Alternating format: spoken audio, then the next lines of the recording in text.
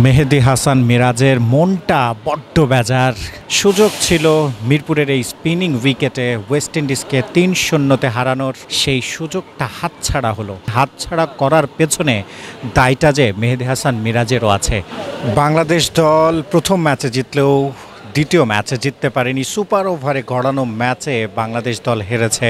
নাজবুল হোসেন শান্ত তিনি কিন্তু সুপার ওভারে নেমেছিলেন সৌম্য সরকার আউট হবার পর, তবে তারপর কাজটা ঠিকঠাক করতে পারেননি। যেই দরকারটা ছিল দলের, সেই প্রয়োজনটা মেটাতে পারেননি। বাংলাদেশ দল সুপার ওভারে গড়ানো ম্যাচে, যে ম্যাচটা জিতলেই সিরিজ জয় নিশ্চিত হতো, 4টি দ্বিপাক্ষিক সিরিজ পরাজয়ের পর একটা জয় আসতো, সেই সিরিজ জয়টা করতে পারেনি আজ। তাওহিদ হৃদয় তিনি আজ ব্যাট হাতে তার কথা বলেনি।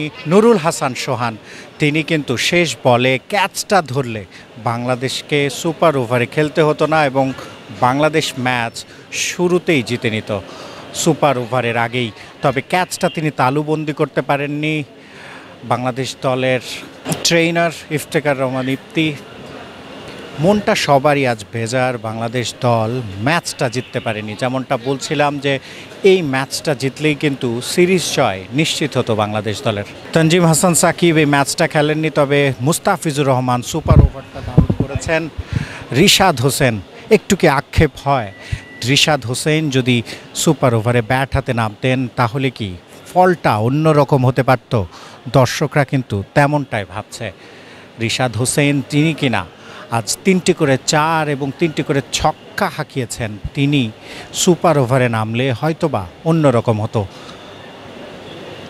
তাসকিন আহমেদ একাদশে সুযোগ পাননি। আজ চারজন স্পিনার নিয়ে বাংলাদেশ দল নেমেছিল। নাসুম আহমেদ তিনি সুযোগ পেয়েছিলেন তাসকিন আহমেদের বদলে, কিন্তু নামের প্রতি সুবিচার করতে পারেননি। তানভীর ইসলাম তিনিও তেমনটি ভালো করতে পারেননি। মেহেদী হাসান মিরাজ দলের অধিনায়ক একটা স্লথ গতির ইনিংস খেলেছেন এবং সুপার ওভারে ওয়েস্ট ইন্ডিজের রান যখন মাত্র 3, তখন কিন্তু ক্যাচ ফেলেছেন এবং সেই খেসারত বাংলাদেশ দলকে দিতে হয়েছে। বাংলাদেশ দল শেষমেশ জিততে পারেনি। সৌম্য সরকার 45 রানের ইনিংস খেলেছিলেন 89 বল থেকে, কিন্তু সুপার ওভারে গিয়ে যখন আকিল হোসেন একটার পর ওয়াইড দিচ্ছিলেন, নো বল করছিলেন, ফ্রি হিট, কিন্তু মূল ম্যাচেও তিনি 2টি ফ্রি হিট পেয়েছিলেন, সুপার ওভারেও একটি ফ্রি হিট পেয়েছিলেন, কিন্তু সেভাবে কাজে লাগাতে পারেননি।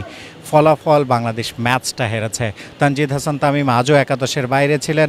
সাইফ হাসানের কথা বলতেই হয়, শেষ ওভার তাকে দিয়েই করানো লেগেছে। মেহেদী হাসান মিরাজের ক্যালকুলেশনের একটু গড়বড় ছিল মেহেদী হাসান মিরাজের, যেখানে শেষ ওভারটা আসলে বিশেষজ্ঞ কোনো বোলার দিয়ে করানোর সুযোগ ছিল না। সাইফ হাসান সেখানে দারুণ বোলিং করেছিলেন, তিনি উইকেট তুলে নিয়েছিলেন এবং শেষ বলে কিন্তু আরও একটা উইকেট পাওয়ার সুযোগ ছিল যদি নুরুল হাসান সোহান তিনি ক্যাচটা তালুবন্দি করতে পারতেন। দিন শেষে সেটা হয়নি। বাংলাদেশ দল ম্যাচটাও জেতেনি। সুপার ওভারে গড়ানো ম্যাচে বাংলাদেশ ম্যাচটা হেরে গিয়েছে। সিরিজ জয়ের সুযোগ এখনও রয়েছে।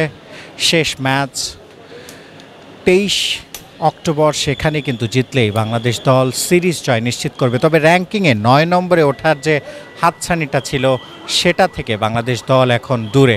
মেহেদী হাসান মিরাজের মনটা বড্ড বেজার। সুযোগ ছিল মিরপুরের এই স্পিনিং উইকেটে ওয়েস্ট ইন্ডিজকে 3-0-তে হারানোর, সেই সুযোগটা হাতছাড়া হলো, একেবারে হাতছাড়া হলো এবং সেই হাতছাড়া করার পেছনে দায়টা যে মেহেদী হাসান মিরাজেরও আছে।